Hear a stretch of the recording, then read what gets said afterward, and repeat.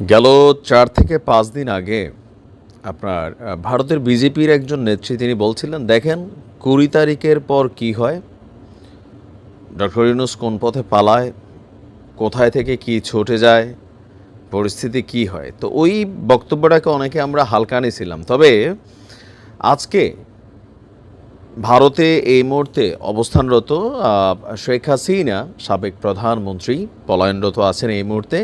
তো সেইখান থেকে তার নতুন করে একটা কল রেকর্ড ফাঁস হয়েছে। তো সরকারের নতুন নির্দেশনা অনুযায়ী তার এই ধরনের ফোন আলাপ বা এই ধরনের বক্তব্য কিন্তু আমরা সরাসরি প্রচার করতে পারছি না। তো সেই ফোন আলাপে আগামীকালকে মানে ১৮ই জানুয়ারি সম্পর্কে একটা বিশেষ নির্দেশনা আসছে। কিন্তু প্রশ্ন হচ্ছে, এই নির্দেশনাকে বাস্তবায়ন করতে আওয়ামী লীগের নেতাকর্মীরা কতটা প্রস্তুত আছেন। মিডিয়া প্ল্যাটফর্মে প্রস্তুত থাকা আর রাজপথে প্রস্তুত থাকার মধ্যে কতটুকু পার্থক্য, সেটা বিগত সরকারের সময় আমরা দেখেছি যে অনলাইনে বিএনপি জামাত খুবই অ্যাক্টিভ ছিল, কিন্তু রাজপথে আসলে তাদের অ্যাক্টিভিটি খুব বেশি দেখা যায়নি। তো এখন সোশ্যাল মিডিয়াতেও আওয়ামী লীগের নেতাকর্মীরা যথেষ্ট অ্যাক্টিভ। আমাদের চ্যানেলে বা ইউটিউবে, ফেসবুকে যে যেখানেই দেখেন সেখানে আমরা কমেন্টগুলো দেখি। কিন্তু আগামীকালকে আসলে একটা পরীক্ষা হতে যাচ্ছে, আওয়ামী লীগের শক্তিমত্তা আসলে কতটুকু এখন এই মুহূর্তে মাঠ পর্যায়ে আছে। দর্শক, আগামীকালকে সারা বাংলাদেশের বিভিন্ন জেলা উপজেলায় সেমিনার, মানববন্ধন, বিভিন্ন ধরনের সভা এগুলো করার আহ্বান জানিয়েছেন শেখ হাসিনা, এবং কি তার আওয়ামী লীগের নেতাকর্মীদেরকে রাজপথে নামারও আহ্বান জানিয়েছেন। তো রাজপথে নামার আহ্বান কেন জানালেন?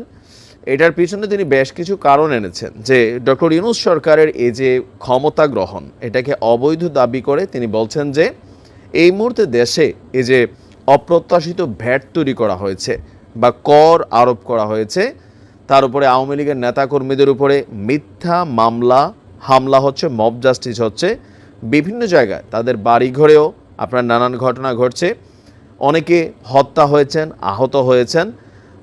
তারপরেও নানান ধরনের ঘটনাগুলো যেগুলো ঘটছে, সেগুলোর পাশাপাশি নিত্য পণ্যের যেই দ্রব্যমূল্যের ঊর্ধ্বগতি, এই সকল কিছু মিলিয়ে আগামীকালকে তিনি তার নেতাকর্মীদেরকে মাঠে নামার নির্দেশ দিয়েছেন। এখন তারা কি মাঠে নামতে পারবে? প্রশাসন অথবা লোকাল পিপল আওয়ামী লীগকে এত দ্রুত মাঠে নামার কি সুযোগ দিবে? যদি সুযোগ না দেয়, সেইটারও তিনি বিকল্প দিয়ে রাখছেন যে যদি না মানে নেতাকর্মীরা রাজপথে নামতে না পারে, তাহলে হরতাল পালন করতে। এখন দীর্ঘ একটা লম্বা সময় ধরে আমরা যদি দেখি, বাংলাদেশে হরতালের যেই কালচার সেটা কিন্তু উঠে গেছে। আর এটাকে উঠানোর পিছনে সবচেয়ে বড় ভূমিকা আওয়ামী লীগে রাখছিল, যে হরতাল নামে ছিল কিন্তু কাজে আসলে কোথাও কোনো হরতাল আমরা দেখিনি। হরতালের মধ্যে গাড়ি ঘোড়া, ব্যবসা প্রতিষ্ঠান সবই চলছে।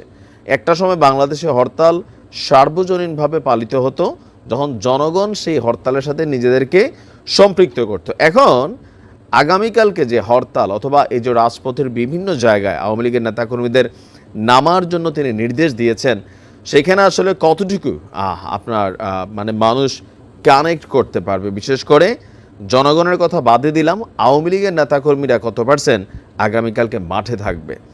বিশ্লেষকদের কেউ কেউ বলছেন যে শেখ হাসিনার এই ধরনের সিদ্ধান্ত এই মুহূর্তে এটা হচ্ছে বোকামি। কারণ আওয়ামী লীগ সম্পর্কে মানুষ এত দ্রুত গত 16 বছরের যে ইফেক্ট আছে বিভিন্ন জায়গায়, আপনার পুলিশ প্রশাসন বিভিন্ন ক্ষেত্রেই, বিশেষ করে জুলাই আগস্টে যে ভূমিকা ছিল, তো সেগুলো মানুষ এত দ্রুত কিন্তু ভুলা যায় নাই।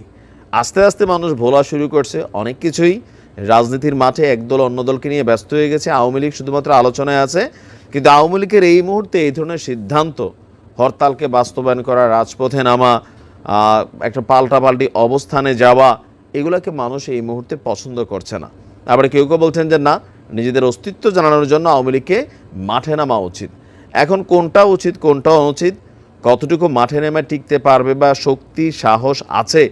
তবে আমার মনে হয় আর কি আগামীকালকে হরতাল পালিত হবে না।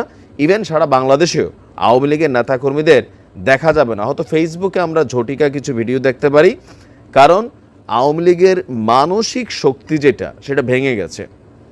বিএনপির সময় দেখতেন না যে রিজভী সাহেব মিছিল ডাক দিতেন, তো তিনি সহ হাতে গোনা 3-4জন মানুষ থাকতো, দৌড়ের উপর করতেন, আবার দৌড়ের উপর ভাগতেন। কেন? পুলিশ চলে আসতো। সাংবাদিকদের ক্যামেরা থাকতো 20টা, বিএনপির নেতাকর্মী থাকতো 4 থেকে 10টা। তো কেন থাকতো? কারণ পুলিশই আপনার গ্রেপ্তার অভিযান চলতো। তো এই সিস্টেমে নিশ্চয়ই এখন এই সরকারও ডিল করবে। তো সেই বিষয়টাকে মোকাবেলা করে আওয়ামী লীগ কালকে মাঠে নামবে, হরতাল করবে, আন্দোলন করবে। আমার মনে হয় যে এটা আসলে 0% চান্স আছে। ইভেন এই মুহূর্তে এই ধরনের সিদ্ধান্ত আমিও ব্যক্তিগতভাবে মনে করি এটা টু ফাস্ট। আওয়ামী লীগের এই ধরনের সিদ্ধান্ত বা বিভিন্ন সময় বিভিন্ন নেতাকর্মীরা অনলাইনে যে বক্তব্যগুলো দিচ্ছেন, বিশেষ করে যারা পলাতক অবস্থানে আছেন, তাদের এই বক্তব্যগুলোতে আওয়ামী লীগ সম্পর্কে মানুষ যখন একটু ভুলতে গেছে, তারা কিন্তু এই মরা মুর্দাগুলোকে আবার খাড়া করে দিচ্ছেন, আর এটাতে নিজেদের জন্যই ক্ষতির কারণ হচ্ছে। সবুরে মেওয়া ফলে, মেওয়ার জন্য সবুর করতে হবে। দেখা যাক কী হয় কালকে। না, ভালো থাকুন।